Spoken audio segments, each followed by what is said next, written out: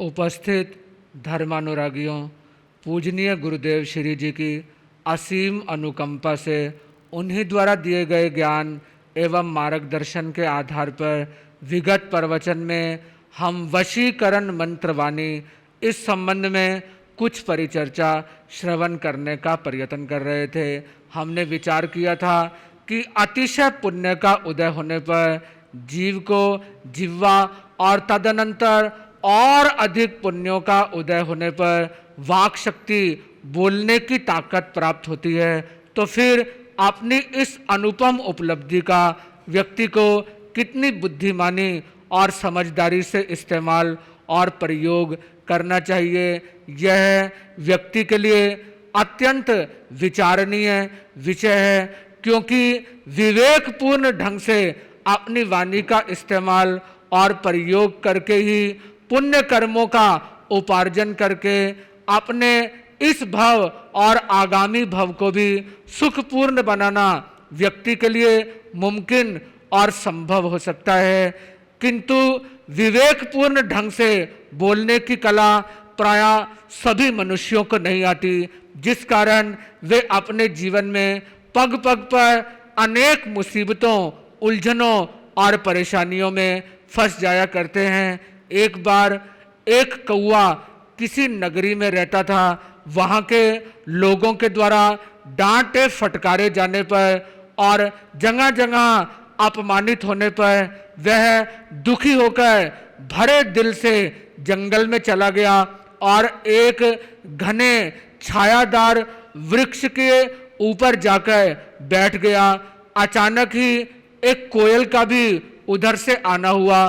कोयल ने उस कौवे को देखा और कहा, भाईजान क्या बात है, इतने दुखी उदास होकर मुंह लटकाए हुए क्यों बैठे हुए हो? रूंधे हुए गले से कौवे ने कहा, बहन क्या बताऊं, अपमान और तिरस्कार की जिंदगी जीने का तो कोई मतलब और कोई अर्थ नहीं है। मैं जहां कहीं भी जाता हूं लोग पत्थर उठाकर मुझे मारने को दौड़ते हैं।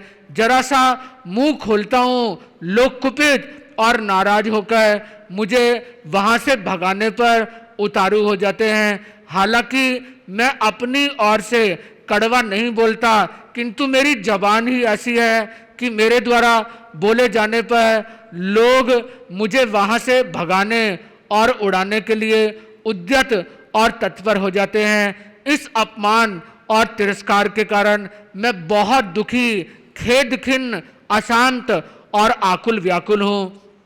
यह बात सुनकर उसके दुख भरे स्वरों को समझकर व्यथित हृदय से कोयल भी बोली, भाई हालांकि जुबान अपने कर्मानुसार प्राप्त होती है, प्रकृति के मुताबिक मिली है, किंतु फिर भी हर समय और हर जगह बोलना उचित और ठीक नहीं होता। प्रकृति ने तुम्हें जैसी जबान दी है उसमें तब्दीली और परिवर्तन तो नहीं लाया जा सकता, किंतु तुम व्यर्थ में काए काए करने की अपनी आदत छोड़ दो तो तुम्हारी दुर्दशा बच सकती है। तुम व्यर्थ में ही अलापते रहते हो, बोलते रहते हो, जिस कारण लोगों को बुरा लगता है और लोग तुम्हारा तिरस्कार और अपमान करते हैं। मुझे भी देखो, मैं बहुत थोड़ा बोलती हूँ, जब बोलती हूँ मीठा बोलती हूँ, जिस कारण लोग मुझे चाहते हैं और मेरे लिए आम के सुंदर सुंदर बगीचे लगाते हैं। कहा भी गया है, कागा काको ले है, कोयल काको दे, मधुरी वाणी बोल के जग अपनों कर ले। कौआ किसी से कुछ छीन नहीं लेता, कोयल किसी को देती नहीं, किंतु मीठा बोलकर वह सबको मंत्र मुग्ध कर लेती है, लुभा लेती है। आप समझ गए होंगे कि मधुर वचनों में कितना आकर्षण होता है और कटु वचनों में कितनी उद्वेजकता छिपी रहती है। कटु वचनों का उपयोग करने से आत्मा में भी मलिनता आती है। अतः किसी के सामने तो उनका प्रयोग करना त्याज्य है ही, किंतु परोक्ष में भी अगर किसी व्यक्ति की निंदा, भर्त्सना और आलोचना की जाए तो वह व्यक्ति जिसकी आप बुराई करते हैं, जिसके बारे में गलत बोलते हैं, भले ही ना सुन पाए, किंतु ऐसा करने से आपकी आत्मा तो मलिन होगी ही, आपका अहित और नुकसान तो होगा ही। शेख सादी एक बार अपने पिता के साथ हज करने के लिए मक्का की ओर जा रहे थे। उनके काफिले में बहुत सारे लोग थे। काफिले का नियम था आधी रात के वक्त उठकर खुदा की बंदगी और इबादत करना। एक बार जब शेख सादी आधी रात को उठे तो उन्होंने काफिले के बहुत से लोगों को नींद में गलतान और मस्त पड़े हुए देखा। यह देखकर वे शिकायत के स्वरों में अपने पिता से कहने लगे, देखिए पिताजी, ये लोग कितने निकम्मे हैं, आलसी हैं, इनके हज करने का तो कोई फायदा नहीं है। इससे तो यही अच्छा होता कि अपने घरों में ही रहते, यहाँ आकर व्यर्थ में अपना समय और अपनी शक्ति को गवा रहे हैं। यह बात सुनकर शेख सादी के पिता ने अपने पुत्र का भी लिहाज ना करते हुए उसे फटकारते हुए कहा, बेटा सादी, ऐसे जल्दी उठकर दूसरों की बुराइयां करने से तो यही अच्छा था कि तुम भी इनकी तरह लंबी तान कर पड़े रहते, सोते रहते। अगर तुम कोई अच्छा और नेक काम करते हो तो किसी दूसरे की आलोचना करने का तुम्हें कोई हक, कोई अधिकार नहीं है। व्यक्ति अपनी जिंदगी का मालिक स्वयं है, किंतु दूसरों के जीवन पर कटाक्ष, टीका टिप्पणी करने का उसे कोई हक, कोई अधिकार नहीं है। जो जैसा करेगा वैसा भुगतेगा, वैसा भोगेगा। इसलिए दूसरे की चिंता करके, दूसरे के बारे में कुछ बोलकर अपनी आत्मा को बोझिल करने की कोई जरूरत नहीं है। दूसरे की निंदा करने वाले की आत्मा समय आने पर अपने आप को धिक्कारती और कोसती है। इसलिए अगर मनुष्य संसार में सभी का प्रिय बनना चाहता है, आत्म कल्याण करने की हसरत और अभिलाषा रखता है, तो उसे किसी के प्रति भी गर्हित शब्दों का इस्तेमाल और प्रयोग प्रत्यक्ष में अथवा परोक्ष में, नोइंगली अथवा अननोइंगली बिल्कुल भी नहीं करना चाहिए। तभी वह आत्म कल्याण करने के अपने स्वप्न को साकार कर सकता है। कोमल कांट पदावली का इस्तेमाल करने वाले व्यक्ति का चेहरा अत्यंत सौम्य होता है। शांति और स्नेह का साम्राज्य उसके अंतःकरण पर हमेशा बना रहता है। इसके विपरीत क्रोधी और कटुभाषी मनुष्य के नेत्र हमेशा अंगारे उगलने का कार्य करते हैं। कोई भी उसे अपने नजदीक, अपने पास फटकने की भी अनुमति और इजाजत नहीं देता। मनुष्य अपनी इस छोटी सी जीभ के कारण अपना हित अथवा अहित दोनों कर सकता है। इस छोटी सी जिह्वा का चमत्कार ही मनुष्य को विष अथवा मधु से परिपूर्ण बनाता है। वास्तव में मनुष्य अपनी जीभ के द्वारा ही स्वयं को उच्च अथवा अधम बनाता है, स्वर्ग अथवा नरक की भूमिका तैयार करता है, और जबान ही कर्मों के बंधन अथवा कर्मों से छुटकारा पाने की फाउंडेशन और भूमिका तैयार करती है। इसीलिए संस्कृत भाषा में किसी विद्वान ने कहा है, लक्ष्मी वस्ति जिह्वा अग्रे मित्र बांधवा, जिह्वा अग्रे बंधनम प्राप्तम, जिह्वा अग्रे मरणम ध्रुवम। यानी मनुष्य अपनी टंग, अपनी जीभ और अपनी जबान के द्वारा अपना शुभ अशुभ, हित अहित, भला बुरा, कल्याण और अकल्याण सभी कुछ करने की शक्ति और ताकत प्राप्त कर लेता है।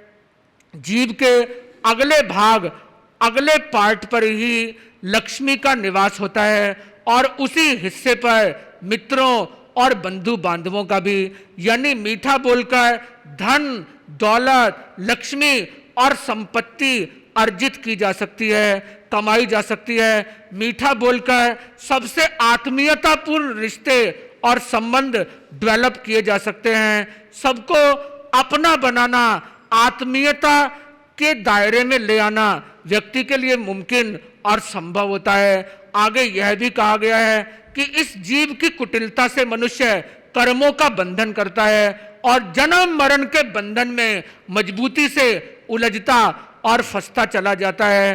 किंतु उससे पूर्व अपने इन वचनों की कुटिलता और क्रूकड़नेस के कारण कभी कभी इस लोक में ही उसे बंधनों में बंधना पड़ता है और कभी कभी तो मृत्यु का शिकार होने की नौबत भी उसके जीवन में आ जाती है, उपस्थित हो जाती है। बंधुओं, इसलिए तो कहा गया है कि सफल जीवन उसी मनुष्य का माना जाता है जो प्रेममयी वाणी से सारी दुनिया और सारी कायनात को अपने वश में कर लेता है। राजा, महाराजा और चक्रवर्ती अपनी सत्ता से प्रजा को अपने वश में करते हैं, किंतु व्यक्ति को समझ लेना चाहिए कि राजा महाराजा अपने पशु बल से दूसरों के शरीर को अपने वश में कर सकते हैं, किंतु प्रेम पूर्ण वाणी के द्वारा दूसरों के अंतःकरण को अपना गुलाम और अपना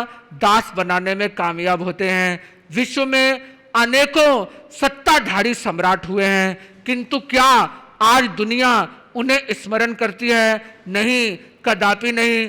किंतु फिर भी आज दुनिया बड़े आदर और श्रद्धा के साथ भगवान महावीर, गौतम बुद्ध, भगवान राम, भगवान कृष्ण, ईसा और मोहम्मद को स्मरण करती है। क्यों? क्योंकि अपने स्नेह पूरित हृदय से और मधुर वचनों से उन्होंने दुनिया के तमाम प्राणियों के अंतःकरण में अपना विशेष दर्जा और विशेष स्थान बना लिया था। स्नेह से सारी दुनिया के प्राणियों को अपने वश में किया जा सकता है, सबके अंतःकरण पर सफलता और कामयाबी प्राप्त की जा सकती है और स्नेह से ही मनुष्य संसार के उच्च, अधम, महापापी और महा अपराधी व्यक्ति को भी अपने वश में और नियंत्रण में करने में कामयाब हो सकता है। राष्ट्रपिता गांधी जी का इस बारे में कहना है कि प्रेम और शुभेच्छा से मनुष्य शत्रु को भी निश्चित रूप से मित्र में तब्दील और परिवर्तित कर सकता है। ऐसा उन्होंने सिर्फ बोलकर और कहकर नहीं, बल्कि अपने जीवन में अपने आदर्शों और आइडियल्स के द्वारा साफ साफ प्रतिबिंबित करके भी दिखाने की चेष्टा और प्रयत्न किया।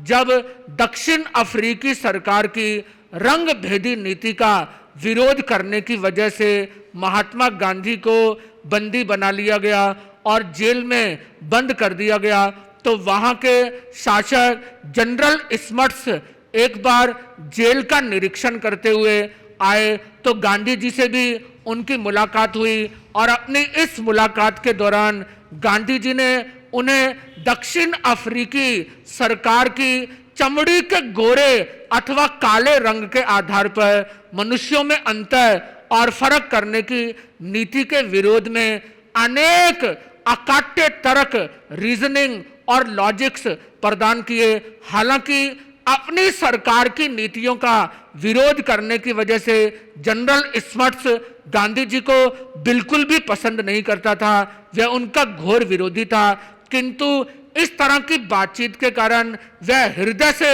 उनका विरोधी न रहकर उनका प्रशंसक और उनका एडमायरर बन गया। और इस घटना के काफी लंबा अरसा गुजर जाने के बाद जब 30 जनवरी 1948 को गांधी जी का देहांत हो गया, तो गांधी जी को श्रद्धांजलि देते हुए जनरल स्मट्स ने अपने संदेश में यही लिखकर भेजा था कि गांधी जी का जाना मानवों के बीच में से एक महामानव का चले जाना है। मेरे साथ उनके बहुत लंबे परिचय और संपर्क काल में भी हम दोनों के मध्य भयंकर वैचारिक मतभेद होते हुए भी उनके प्रति मेरे हृदय में सम्मान की भावना कदापि कम नहीं हुई। एक महामानव धरती से चला गया है, इसका मुझे हार्दिक दुख, खेद और पछतावा है। बंधुओं, आप महसूस कर सकते हैं कि किस तरह अपनी नीतियों का विरोध करने वाले व्यक्ति को भी गांधी जी ने अपनी मधुर वाणी और मधुर व्यवहार से अपना कायल और मुरीद बना दिया था। दूसरों को अपने वश में और नियंत्रण में करने के लिए हथियारों, घातक शस्त्रास्त्रों की कोई जरूरत, कोई आवश्यकता नहीं है। सिर्फ मृदु वचन और मृदु हृदय ही सब कुछ करने के लिए, दूसरों का हृदय परिवर्तन करने के लिए सफिशिएंट और पर्याप्त हैं। किंतु बंधुओं, एक बात व्यक्ति को अच्छी तरह से समझ लेनी चाहिए और वह बात यह है कि रोहती सायकर विद्धम, यानी बाणों से बिंधा हुआ वृक्ष समय पाकर फिर उत्पन्न हो सकता है। उसमें से नई शाखाओं का फिर से फूट पाना पॉसिबल और मुमकिन हो सकता है। छिन्नम रोहिताचा असिना, तलवार के द्वारा जिस वृक्ष को काट दिया गया है उसका भी दोबारा उग पाना, उसमें से नई शाखाओं और प्रशाखाओं का फूटना कदाचित मुमकिन, पॉसिबल और संभव हो सकता है। वचो दुरुक्तम विभत्सम ना प्ररोहति वाक्शतम, किंतु पंचतंत्र में एक महत्वपूर्ण बात कही गई कि दुर्वचनों के द्वारा जो दूसरों को पीड़ित किया जाता है, दूसरों के अंतःकरण को छलनी किया जाता है, वह जख्म और वह घाव कभी भी भरने का, हीलअप होने का नाम नहीं लेते। इसीलिए तो किसी शायर ने भी कहा है, छुरी का, तीर का, तलवार का जख्म भरा, छुरी का, तीर का, तलवार का जख्म भरा, लगा जख्म जबान का, हरा हमेशा रहा। छुरी का, तीर का, तलवार का जख्म चाहे कितना भी डीप और गहरा क्यों ना हो, किंतु समय पाकर वह हीलअप हो जाता है, भर जाता है। किंतु दुर्वचनों के द्वारा जो घाव दूसरों के हृदय में किया जाता है वह कभी भी भरने का नाम नहीं लेता। इसीलिए तो ज्ञानी जन कहते हैं कि जिंदगी में कभी भी किसी को ताना मारने का प्रयत्न नहीं करना चाहिए, क्योंकि व्यंग्य रूप से, सैटारिकली अगर कोई भी बात किसी की शान के विरुद्ध कही जाती है तो यह शमशीर यानी तलवार से भी सवाया जख्म और घाव देकर व्यक्ति को तिल मिलाने और तड़पने के लिए मजबूर कर देती है। इसीलिए तो प्रसिद्ध उर्दू शायर जौक ने भी कहा है, बद ना बोले जेर गर्दूं गर कोई मेरी सुने, है यह गुंबद की सदा जैसी कहे वैसी सुने। जिस तरह गुंबद के बीच में खड़े होकर जैसा बोला जाता है वैसी ही प्रतिध्वनि और इको हमें सुनाई देती है। अगर हम अच्छा बोलेंगे तो अच्छी आवाज लौटकर हमारे कानों में आएगी, अगर हम गालियां देंगे तो वे गालियां ही लौटकर हमारे कानों में वापस आएंगी। इसी तरह किसी को भी बद और बुरा नहीं बोलना चाहिए। यह बात व्यक्ति को अच्छी तरह से अपने पल्ले में बांध लेनी चाहिए। ज्ञानी जन इसीलिए कहते हैं कि कौवा और कोयल दोनों साथ साथ रहते हैं, दोनों की आकृति और शक्लो सूरत में कोई ज्यादा फर्क, अंतर नहीं होता। उन्हें डिफरेंशिएट कर पाना भी सामान्य व्यक्ति के लिए मुमकिन और संभव नहीं होता। किंतु जब कौवा काएं काएं की आवाज करके बोलता है तब उसकी आवाज के आधार पर ही कौवे और कोयल का अंतर और फर्क किया जा सकता है। हालांकि शक्लो सूरत और वर्ण आकृति के आधार पर उनमें कोई ज्यादा अंतर और ज्यादा फर्क नहीं रहता।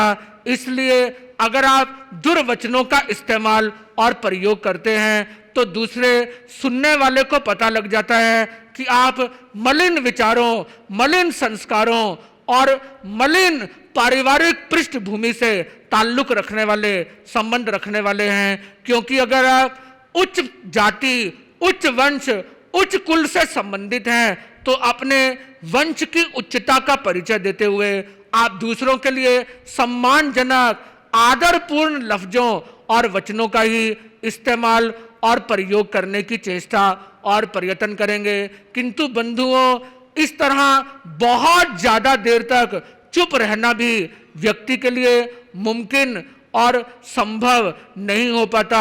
व्यक्ति को दूसरों से बातचीत तो करनी ही पड़ती है, और जब आप बातचीत करने के लिए मुंह खोलते हैं तो आपके वचनों के आधार पर ही आपकी उच्चता और नीचता, कुलीनता अथवा हीनता की जानकारी दूसरों को स्वाभाविक रूप से, अनायास और नेचुरल ढंग से मिल जाती है, प्राप्त हो जाती है। उर्दू शायर आजाद ने कहा है, आजाद चुप के रहना आठों पहर बुरा है, फट जाएगा कलेजा कुछ बात भी किया कर। बहुत ज्यादा चुप्पी साध कर बैठे रहने से व्यक्ति की अंतरात्मा पर बोझ पड़ता है, क्योंकि वाणी के द्वारा अपना अंतःकरण हल्का किया जा सकता है।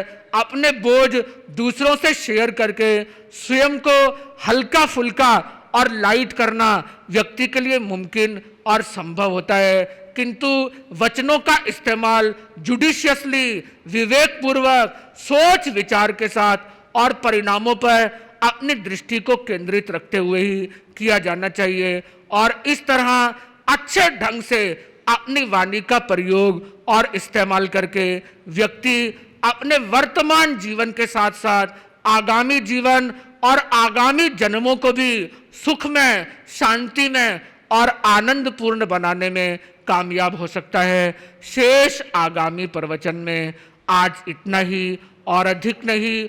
ओम शांति, ओम शांति, ओम शांति।